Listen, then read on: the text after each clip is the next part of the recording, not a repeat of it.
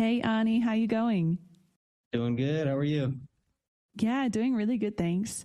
Thank you for coming on the podcast today. Really appreciate it. For sure. Yeah, excited to see what we can get into. Yeah, me too, me too. How's life for you at the moment? Where are you based? I'm all over. I'm usually in Mexico. Been just got back from a big Europe trip. Did 2 months over in Spain and Italy and France and all that. That was awesome. And yeah, Nice. back to the home base in Mexico. Oh, nice, nice. Mexico's on the top of my list at the moment. I'm actually living down in Peru, so Oh, cool. so kind of nearby. But what's Yeah. life like in Mexico for you?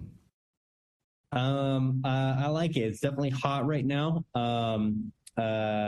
I'm usually in, anywhere near Monterrey or Playa del Carmen or other areas, and yeah, it's nice. Definitely hot, so just kind of hang out inside and do work all day, and then go out at night. Cool, cool. And how long have you been living there for? Um, on and off the last couple of years. So since 2017, I was doing the well, still kind of am doing the digital nomad lifestyle. Started traveling a bunch, and yeah, been all over. And I always find myself back in Mexico. Sounds great. I definitely want to come and visit sometime. So cool. So you mentioned 2017, you jumped into the digital nomad life. What prompted that? I had wanted to before that. I was actually attempting it more in 2016, in just kind of working on my online business, trying to get things going to a higher level, and I had it all planned out. Mid 2016, I was going to go to Spain and just hop on the laptop and get to work in and do it all. But I had a massive deal completely fall through that would have funded all of that for a year or more, but it didn't happen. So I had to kind of recalibrate and set myself some new targets. And I found myself out in Medellin, Colombia, in 2017. That was kind of where I kicked off that part of the journey. Oh, cool. Medellin, I've heard great things about. Lots of salsa dancing. Yes, beautiful city. And so I guess running a business, you'd come across lots of, challenges and obstacles, I guess, with deals falling through and stuff like that. How do you pivot, I guess, and sort of adapt to those challenges as you've grown your business? Yeah, I think the biggest thing there is speed and support. Because the faster that you can solve problems, the faster you get to, go through that next objective. Like, I don't know if you ever saw that movie, the Martian with Matt Damon. But he's literally out there trapped on Mars. His spaceship exploded or whatever it is, and he has to figure out how to live on Mars alone until he can figure out how to get back. And what he always said was, if I can solve enough problems, I get to go home. And I think that's such a perfect phrase for entrepreneurs and travelers too, is if you solve enough problems, you get to, move on to the next stage. So I've always adapted that, like, okay, how can I solve problems faster? How can I become more well equipped? How can I have a team that can help me out? And just really power through all those problems that pop up. And the faster you solve them, the better off you are. Yeah, that's so true. I'm reading a lot of business books at the moment. And yeah, a lot of them are saying the more you solve problems, the better you're going to do, because business is basically relationship building and solving problems. So you've gone through that as well. So it's just really interesting. Yeah. 100%. And that was actually one of the things that I love most about traveling, especially solo traveling, is it made me become extremely resourceful, because even that first trip out in Colombia, I knew Spanish okay, but I wasn't totally fluent. But I had to figure everything out. I had to figure out where to go, how to get around, how to do X, Y, and Z, all these different things. And it's on you at the end of the day as the traveler to figure it out, or else you don't get to go where you want to go. So that's definitely one skill that's helped me out a ton. And I highly recommend anybody get the chance, go solo travel. Yeah, totally agree. I learned so much in the last year. This is my first stint living abroad and doing the digital nomad thing. I don't really feel like a digital nomad, but I guess technically I am. I lived in Australia for most of my life until December last year when I was like, okay, I'm going to take the plunge and move overseas. So I had no plan, no idea what I was doing, but I have learned so much just from being in the ring and doing it, like you said. So, and just like having that fire up your ass, like if I don't sort this out, like I'm going home. So, Yep. Back to corporate life or whatever. So Exactly. We don't want to do that. Exactly. So when you said that your deal fell through for the gig you were going to go to Spain for, had you already left or were you back in the States or? Yeah. So I was still back in the States. That was like, at the time I was working with a couple of different agencies and helping them sell stuff like websites and mobile apps and things like that.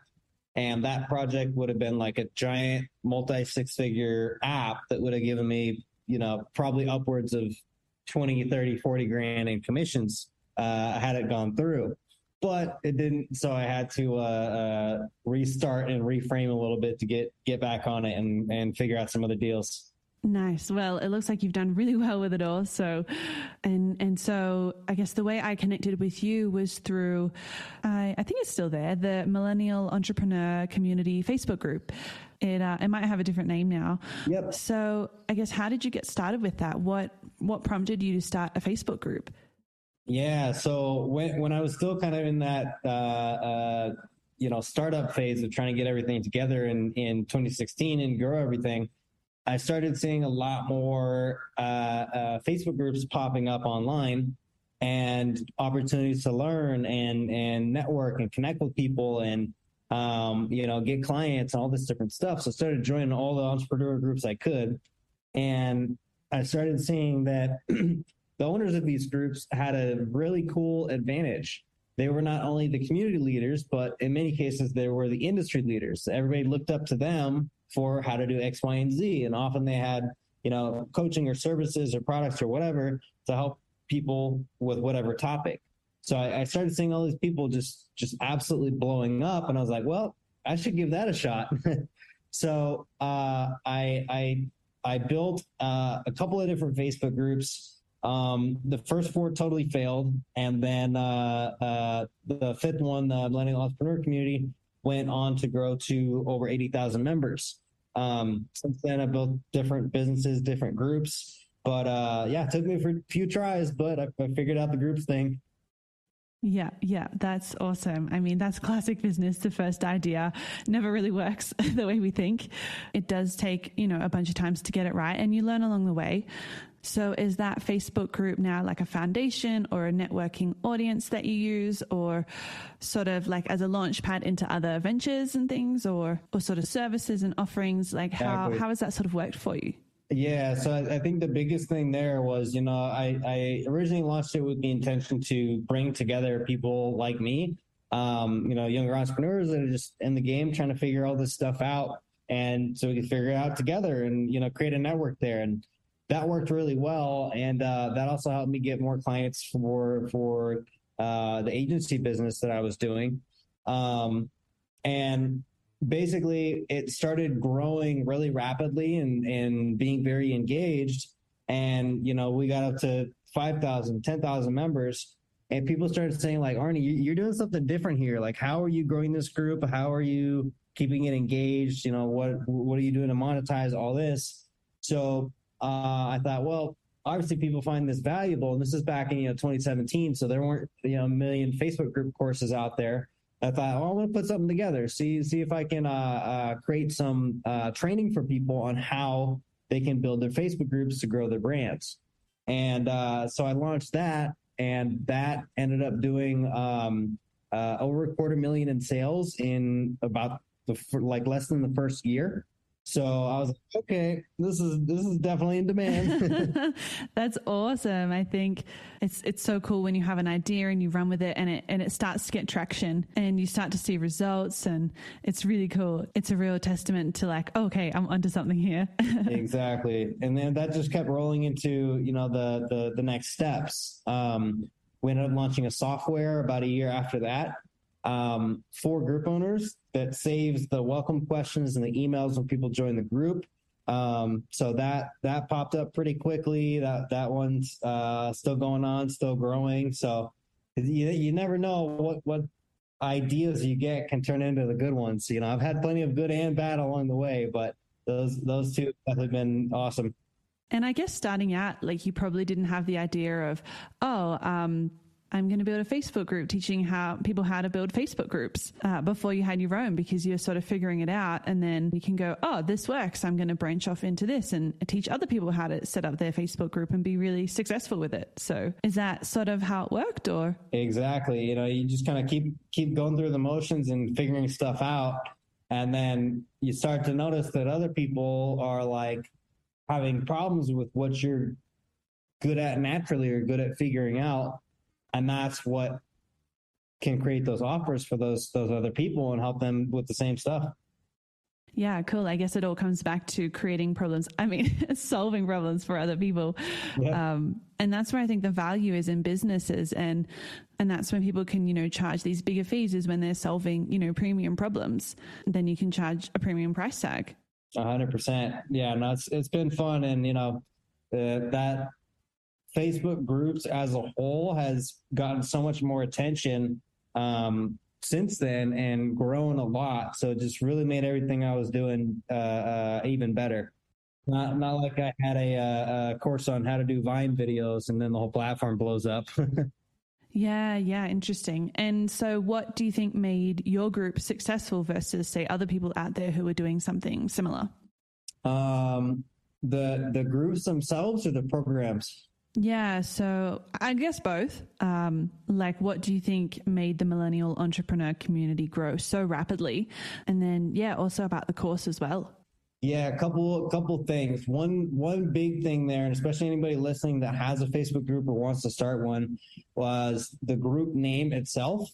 It wasn't called, Arnie's Awesome Hangout Club, because nobody knows me yet until they come in the group. It's called Millennial Entrepreneur Community. So they think, oh, okay, I'm that demographic roughly, or I want to check it out. I'm an entrepreneur in this big group. Let's go see what they have going on. So it was a very clickable title, and it wasn't overly niched. Millennial Entrepreneur is very broad. You could be in e-commerce. You could be selling donuts on the side of the street. You could be a coach, could be any of that. And it attracted a wide audience, which is a good thing. And also sometimes not a good thing, because then you got a whole bunch of random people in there, and it's harder to serve a more random group versus a more niche group, if that makes sense. Yeah, that makes total sense.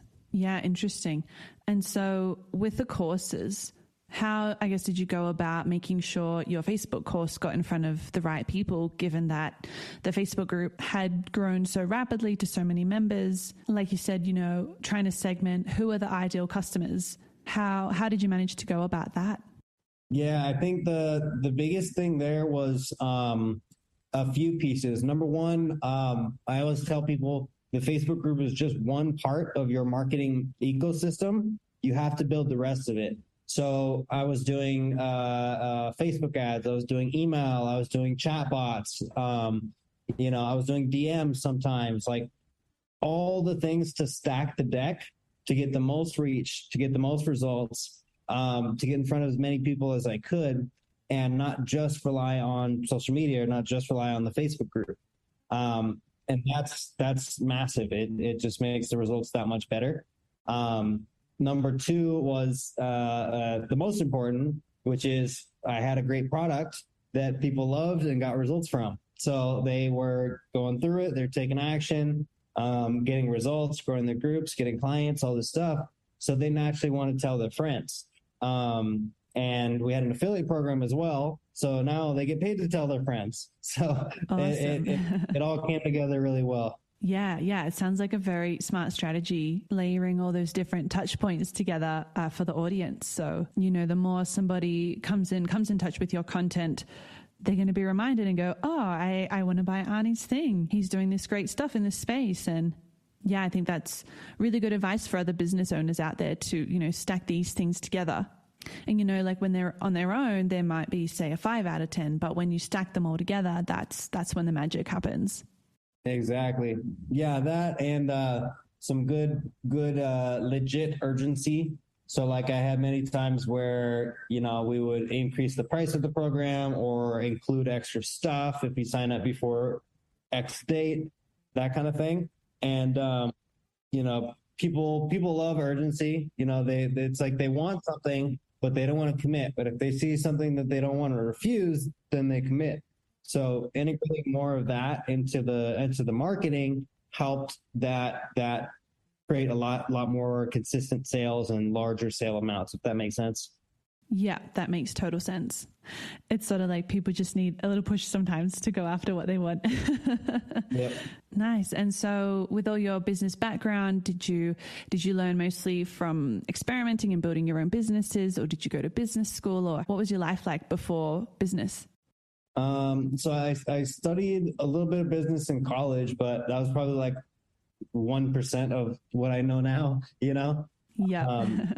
My first business was a pedicab business. Those 3-wheel bicycles where you can, take a couple passengers around. Oh, yeah. I've seen them. Yeah. I used to do that out in my hometown, Seattle. You charge $20 a ride. But as a 19-year-old in college, $20 a ride, you feel like a millionaire coming home with a few $100 in your pocket at the end of the day. And that was a blast. So that was my first real business, and then went on to do all types of other stuff. Yeah, I totally agree. I think business experience is going to way outweigh anything you're going to learn in college. Like the sooner you start a business, you figure it out as you go. There's a tendency to want to plan it out and make sure it's all perfect and pristine before you start, but you don't really know what you're getting into until you just start something, and you can navigate as you go. So exactly. That's the best way to do it, is just do it. Get into it. Make some mistakes. Yeah. Yeah, amazing. And so running a business has lots of challenges. And so what are some of the, I guess, harder challenges that you've had to work through or overcome, either personally in yourself or in your business, or whatever you feel like going into? Yeah, great question. I think the hardest parts with me is I'm not the best at hiring, because I want to give everybody a shot. I try and see the good in people, even if it's not the right person for the thing. I might give somebody a shot and see if they can become the right person. But over time, when you start to see those patterns in myself of wanting to give two people a shot, you become a lot more tighter about those standards, those processes, those types of hires and types of people that you bring into your world and your business, both as team members and clients. And when you set those new standards, it really changes everything. Like just before we hopped on today, I had somebody reach out that wanted to do some coaching with me, wanted some mentorship, and I asked them a couple questions, and I thought, no, they're not right for me right now. They need to be at a different spot. Referred them to somebody else, and referred them to one of my other products, kind of more of a self-study, and they're going to be in a much better place. But if I said, oh, well, yeah, I want to work with you, let's do it, let's get started, it wouldn't have been a fit for either one, and it would have been the pain in the ass for everybody, So, and now I don't have to worry about how am I going to solve this person's problems. I know exactly who I want to help and how, and keeping those standards tight really, really helps. Right. And so when you say they weren't a good fit, whether it's a client or an employee or whoever, a coach, what are some of the things you're looking for in that situation, or looking to avoid, if that makes sense? Yeah, well, in this specific case, it was somebody who didn't quite know what they wanted yet. They knew they wanted to start a Facebook group. They knew they wanted to start some type of a business, create an income stream. And I like knowing myself, I'm a much better consultant than I am a coach. So to me, that means if somebody says, I am Joe, I run a roofing company, I have a group in Texas, and I want to sell more roofs. I'll be like, all right, cool, let's get to work, Joe. But if somebody says, I am Joe, I want to start a Facebook group, I have no idea what I want to do, what do I do? That's not me, It's very different. I don't want to coach somebody through all of those different steps. But if somebody comes to me with a specific thing that they need help solving, I'm all for it. Yeah. Yeah. Like that specificity of having a solid idea of what you're after. Yeah. That makes sense. Uh-huh. And so you mentioned how you used to sort of just take on anybody and everybody, and now you're a lot more selective. What do you think has made you more selective as time's gone on? I think just the results of working with the wrong people, both on my team and as clients. If I spotted, let's say, a red flag, but I overlooked it and said, all right, let's do it anyways. And then that red flag bites me in the ass. I'm like, oh yeah, I saw that coming. I should have listened to my own self. Yeah. So I think that's all part of the game. Is you just get enough of that experience, enough of those times where even if you think something might happen, good or bad, until it happens, it's not your full experience. So then you get to take that with you into the next challenges. Yeah. I think it's really all about listening to your gut at the end of the day. And you might be like, oh, but I can make this much money, but will it create more problems than it's going to solve? Or what does your gut say? Is this a good thing or not? And yeah, I think, you learn more about how to listen to that and tune into that as time goes on, both in your business and in your personal life. 100%. And everybody kind of figures out, what their own criteria is there. Where, in my situation, like I said, I'm a much better consultant than I am a coach, but I referred this person to my friend who is a coach, who coached me in the past on some of the same stuff that this person needed help with. So it's not going to be the same for everybody. That person's like, oh, that's perfect. I got this covered, So that's amazing. That's what it's about. And I think that's a really cool thing about having a business network that you can reach out to and say, look, this isn't the right timing for me right now, but I do have this other person that I can reach out to. Then it's a win for the customer. And then it's also a win for your other coaching friend because then they get a client out of it. So it's like this shuffling around of things. It's like a win-win-win. You have more time to do the things you want to do, and then this other person benefits. So yeah. Exactly. That's the plan. And I love that about Facebook too, is I built such a cool network of people, mostly from Facebook and, mostly from my groups and other groups that I'm a part of, other masterminds, coaching groups, stuff like that. And just all the cool people are there if you want to go and find them. They really are. I've been finding that. I've been doing a lot of research into getting podcast guests and just reaching out to different people that inspire me and that I think would be really good guests. And the response has just totally blown me away, like a lot more than I thought I would get. So, yeah. I mean, that's been really positive, which is super cool. So there's a lot of cool people out there. That's for sure. Is this your first podcast? Yeah, it is. Yeah. Awesome. Congratulations. Thank you. Yeah. I had a Twitch channel actually that I was running last year and the year before. So I'm not totally fresh-faced to like speaking and stuff, but podcasting, totally new. Yeah, no, it's fun. I definitely recommend everybody start a podcast at least once. And I think the coolest thing when I started my first podcast was I had no idea that I would build such an awesome network and like within a year or two do business with like half of my guests in one way or another. It's crazy. You never know. Amazing. Yeah. It's like business just comes back to relationship building and connecting with different people in different industries because we all learn from each other. So yeah. So you've got your own podcast you were mentioning. Yes. So I the first one I started was, I actually started right before the Millennial Entrepreneur Facebook group, Millennial Entrepreneur podcast. Gone through a couple of rebrands over the years. And as of more recently, I rebranded it to, it's called Attempt at Greatness. Short, like anywhere from 3 to 7 minute or so episodes, almost daily. And just kind of sharing what I'm finding works for me and other people, and observations on what people are doing to become great and attempt greatness and different things that they're up to. So that's been a lot of fun, and I'm gonna just keep pumping those out. You know, I got nothing to sell over there. It's really just a way to help people, inspire people, and help them find new ways to go after what they're going after. So that's been a fun show so far.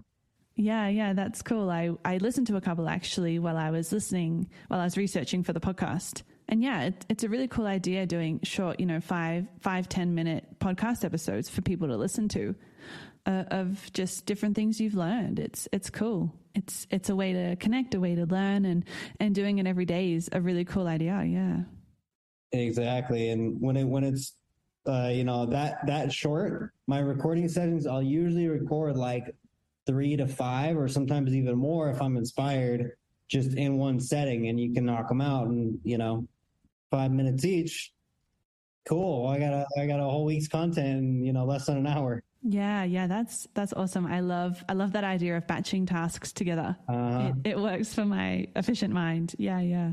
And I wanted to ask as well about, I guess, some of the mindset blocks you might have had around money. I don't know, maybe you've had none, maybe you've had lots. But yeah, just some of the mindset blocks, I guess, like as a business owner, you've got to sit down and go like, what am I selling and how much am I going to charge for it? And what value am I providing? Did you find as you were creating, products and services, did you have these kind of limiting money beliefs come up, or money mindset challenges that you had to overcome? Yeah, I think a little bit kind of on 2 layers there. One is like the personal income layer, and the other one, like you said, kind of more around products and pricing and stuff like that. And like even when I launched that first Facebook group training back in 2017, I launched the whole training. It was only a few lessons at the start, but I sold that for $37. They get a free group growth cheat sheet, and then the upsell, well, not even upsell, they didn't buy anything yet, but the offer there was $37 and a handful of lessons on engagement and Facebook groups and all kinds of stuff. So even by starting very low, I could have immediately come out the gate and charged $500, $1,000, whatever. But I thought, all right, let's just start it low, get a bunch of people in there as possible, get some results, get some great reviews, and just start ratcheting up the price bit by bit. So every time I boosted the price, I had to prove it to not only my customers that it was worth more, but myself too, and really see that, like, okay, people are getting results, people are happy, they have their questions answered, the content addresses their problems, all this stuff. So every time that price went up, my confidence went up, and my excitement about the product went up, and that's contagious. If I just jumped straight to a higher price without having that confidence or those results, it wouldn't have worked as well. So that was one big thing that helped me out a lot there. And on the other side of the money mindset, the personal income, I remember when I finally started getting to about 10, 20K months or so.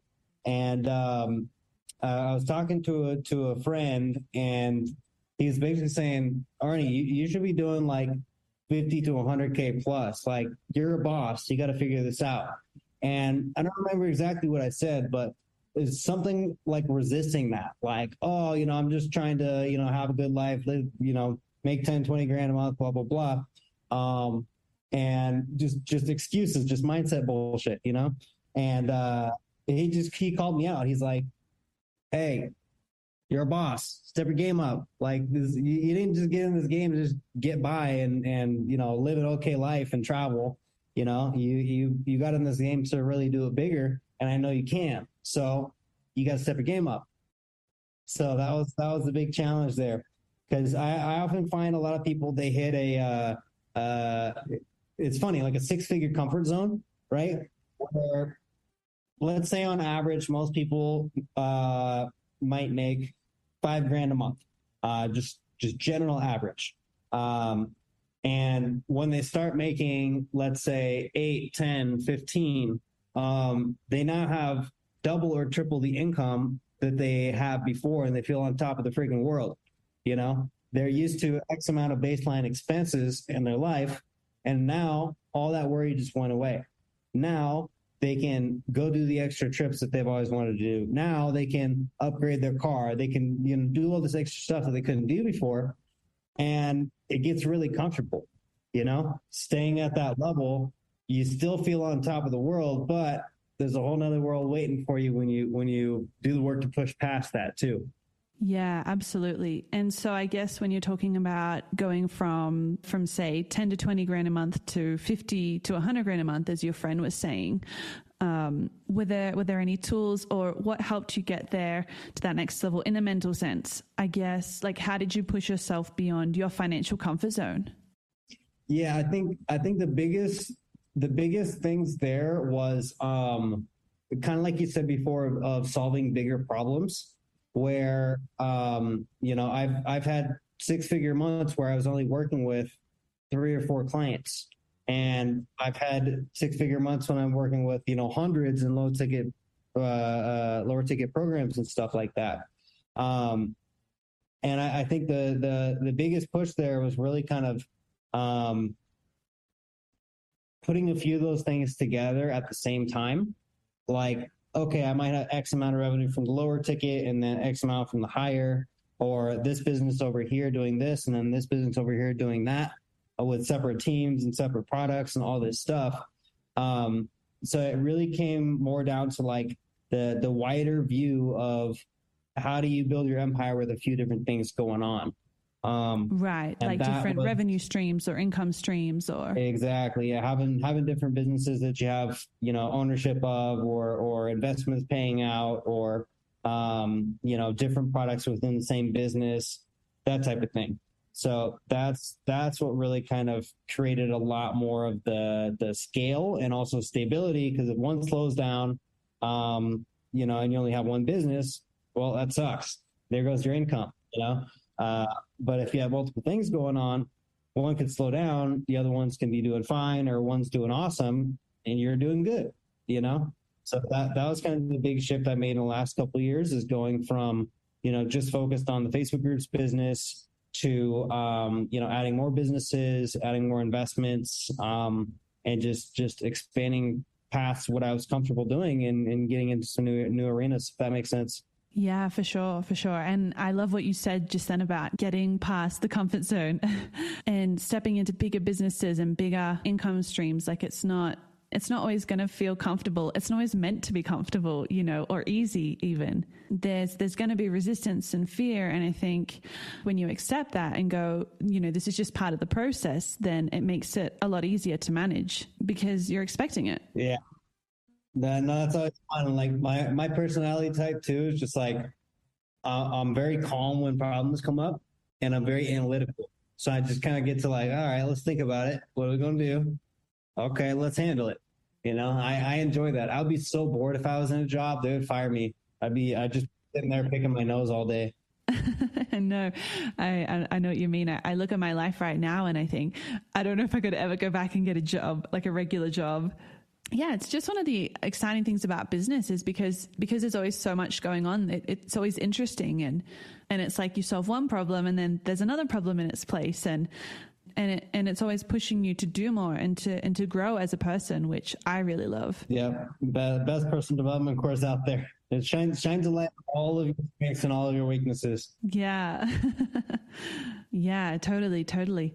And so, when you talk about diversification and having different businesses, how do you find you manage all of them and keep an eye on things? Because I imagine it could blow out where you know, it's hard to keep an eye on everything, you know, constantly. What sort of systems and processes do you have in place?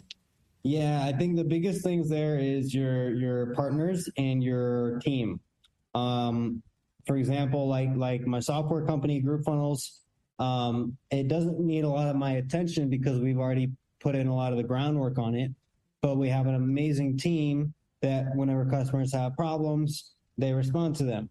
Whenever we need a slight technical update, developer handles it. We don't do a million meetings. We don't have to talk every day. We just kind of handle business, and the software takes care of our customers for us for the most part. So, and in other stuff, it's more about the operational partners. Like, for example, I invested in a couple of real estate deals down in Florida, and those are in the works right now. One of them is already up and existing and cash flowing. And I don't know anything about, Airbnbs outside of how to find a good one when I'm renting and traveling. But that property is going to be listed out for Airbnb. And the other one is an active beach club where we actually held our last event at. I don't know anything about running a beach club, but our partners over there do. So really, really kind of leaning on the expertise of the other people in the deal and in the partnership can be a massive, massive gift when they know what they're doing, of course. Yeah, for sure. That's a really, really good point about leveraging different people, again, in different industries as well. And even having different businesses in different industries, like in real estate and in investing and in Facebook groups to spread that risk. And then it's like not only having different income streams, but having different businesses and industries that you're deriving those income streams from, because every industry fluctuates at different times and at different rates. So exactly. Yeah. So really, really kind of, better diversifying and, going from, just focusing more on one business to getting into other deals and investments. It's tough, but it's absolutely necessary, having that diversification. And, what if I get completely kicked off of Facebook? Well, that would suck. I would definitely lose some business because I get a lot of business on Facebook, but I'd be okay because I got other stuff in motion. Yeah. And I love that you mentioned earlier that you're collecting email addresses when people sign up to your Facebook group. So you've got that list of emails of people that you can reach out in the event that, say, your Facebook did get shut down. So it's, seeing the risks and managing them, which is really smart. So exactly. Yeah. Gotta stay ahead of that. Cause we hear about that, every day, people getting kicked off Facebook for making the wrong post, or their ad account gets shut down and now they can't pay to advertise. Like that happened to me a couple of years ago. This is after spending six figures on Facebook ads with that account. They shut me down with no recourse. Whoa. Oh my gosh. I couldn't even talk to a person. Yeah. Wow. And there was no recourse or appeal process that you could go through, or? No recourse. Everything I tried just got shut down and blocked out. And that was for running the same ads that I had been running that whole year. Wow. That's wild that they can do that. I actually had my Google Ads account shut down, so I can understand the pain, although I didn't spend six figures, but yeah, it just doesn't make any sense. Like why they shut down these accounts in some cases, in some cases, obviously it's justified, but yeah, it's bizarre that they would shut you down after running the same ads. Yep. That sucks, but yeah, there's always ways to play defense. That's for sure. Totally. And I think you make a really good point of seeing that ahead of time and putting preventative measures in place so that you have fail safes, I guess, in case that does happen. It's like, yeah, don't put all your eggs in one basket kind of thing. Yeah. Exactly. Yeah, I actually got a really good exercise. I think anybody listening, one takeaway exercise you guys could do. I call it the shit fan map. When the shit hits the fan, what do you do? And it's something that I've done in all of my businesses at one point or another, or even just sub projects or events that I host and stuff like that. We look at all of the possible problems, and write them out, and then start writing out, okay, what causes that problem? Okay, what could be a solution to that problem? Like one I have, it talks about softwares. What happens if my payment processing software kicks me out? What happens if it gets shut down? What happens if I can't send emails? What could cause that? What are the alternatives? What are the solutions? And when you kind of take that time to get ahead of it, when something happens like that, now you already have a plan. You're not scrambling like, well, now I can't even take people's credit cards when they want to pay me. You're like, oh, no, it's all good. We have a backup processor. It's already set up. We'll just switch over to that for now. Work on getting this other one fixed. And you just keep moving. That's really, really smart advice. Thanks for sharing. Yeah. For sure. That makes a lot of sense. Yeah.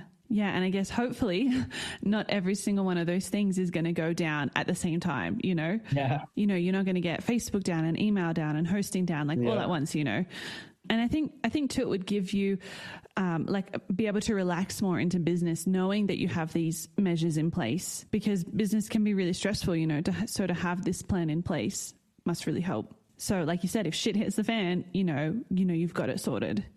Yeah, and to talk about the worst case stuff before it comes up, because that'd be the worst. Imagine if you buy a house in Florida, you don't know anything about Florida, then a hurricane comes, you're like, holy shit, I didn't know there was hurricanes. Like, this is Florida, of course there's hurricanes. You should have been a little bit more prepared, read up a little bit.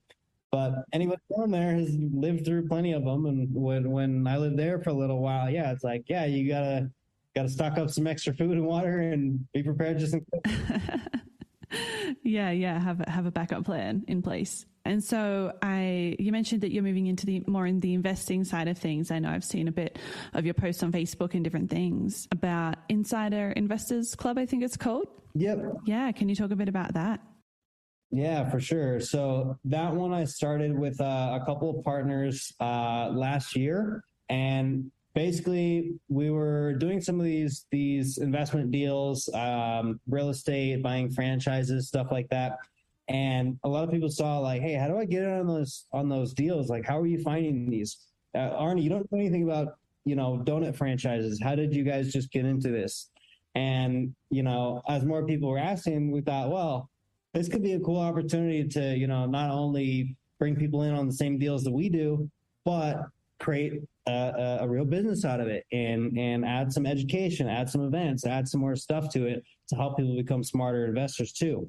So we started that and grew pretty quickly. We've hosted over 5 events now. We're just planning our next one, and working on some big deals. We always try and put our events at where we do our investments. Like the last event we did was out in Florida. We bought that beach club. So it's a beach club, big property, and we bought that together, and we were able to host our event at the same property, which is really cool. That is cool. So, yeah. Is that the one that had space to do like your own development down the track? Exactly, yeah. So it was a beach club, included that property, the beach club business, which has close to 1,000 members paying every month. And across the street is 2 gigantic parking lots that we're going to be looking at developing into short-term rental housing. So be a really, really solid one when it's all said and done. Yeah, that's cool. And so how does it work, I guess, from a member's point of view? Do they have an ownership stake in the property, or what's sort of the financial structure? Yeah, so basically there's 2 sides of it. One is you pay for a membership into the club. That includes, all the events, all the education and training and that kind of thing. And from there, you can decide whether or not to go into any of the deals. It's not required that you have to invest, but that's why most people are there. Every deal has different minimums and maximums, usually 25K and up minimum for each deal. And just depends on, how much each project needs. Then we fill it up. Once all filled up and we're all good to go, we can move forward on the deal together. Wow. So I guess that's basically equity funded. If everyone's putting their money in, then you wouldn't need to go and get like a mortgage or a loan from the bank. Exactly. Yeah. So that's how we can syndicate those deals and just get everybody in on the same deals that we're already doing and come in with better buying power, negotiating power for everybody. Yeah, amazing. And I imagine too, in addition to having this incredible group of investors that want to get together and make money, you've also got this, high quality network of people from all different industries and all different backgrounds and ages and walks of life. So you just keep growing this incredible relationships with people from, I'm guessing, all around the world. Yeah, no, it's great. It's a really, really solid network. And, it's crazy to think we only got started, over a year ago. And we were able to do so much stuff already, buy franchises, buy all kinds of stuff. And, it's exciting projects. That's cool. It sounds awesome. Very, very exciting. And so what's next for Arne? What's sort of coming up in the pipeline for you going forward? What's next? One thing I've been excited about is, so I love travel. As you guys might have been able to guess with all my international roaming. But, yes, travel's awesome. I put out a post a while ago and I said, hey, I'm really looking forward to doing some more traveling next year. You know what I love more than traveling? Traveling with friends. So if anybody, wants to get together or do group trips or, everybody can come out to some cool, exotic new places, let me know if you're interested. And we're already looking at potentially doing a Cuba trip, Brazil, Peru, bouncing all over. So I think that'll be a lot of fun for next year. I've traveled a bunch of places, but I always love going places new. Yeah, nice. And will it be more of like a social trip where you sort of do some work and have some fun, or will it be more of like a pure business trip? Or yeah, definitely more of a social trip, kind of like probably more invite only, friends and clients and stuff like that. And small groups. This isn't like big conference, probably like 10 to 20 people per trip. And then we'll just organize some other group activities and dinners and, stay at the same hotel or Airbnb block or whatever it is. Yeah, that sounds amazing. It's cool because I think that building a business can be, isolating at times. And so to have, trips and travels and things in place with other people, especially business owners, it's a really cool idea to stay connected and keep those relationships going. Definitely. Yeah. Cause that's one thing I miss. Like I love traveling, living internationally, but, there's not as many of the entrepreneurs, at least in my network, abroad. So I got to go and see them. But now it's my turn to invite them out and come see me. Yeah, nice. That sounds like a good idea. Good collaboration. Yeah. Mm-hmm. Yeah, cool. Well, we are almost on time. Was there anything else you wanted to sort of chat about before we wrap up? Not really. And do you have any other follow-up questions from what we chatted so far? No, I think you covered everything really well. Yeah, it's been awesome chatting. So, and just hearing about, the different ways that you've leveled up in business. And I really liked what you said about the pricing, starting small and then getting a bit of confidence, a bit of traction, some feedback from customers, and then going to the next level and then going to the next level. I think sometimes as business owners, we think, oh, I've got to go right to the top, straight away. And sometimes it's about building that confidence bit by bit and just always pushing forward, 100%. Yeah, it's a million problems solved, a million little steps, and what do you know? Yeah. And it's always interesting to see how far you've come when you look back. I think when you're in the middle of it or looking forward, it's easy to feel, daunted and, what am I doing? And then you get to a point and you're like, oh, it all makes sense now. And it all had to happen that way. Yeah, exactly.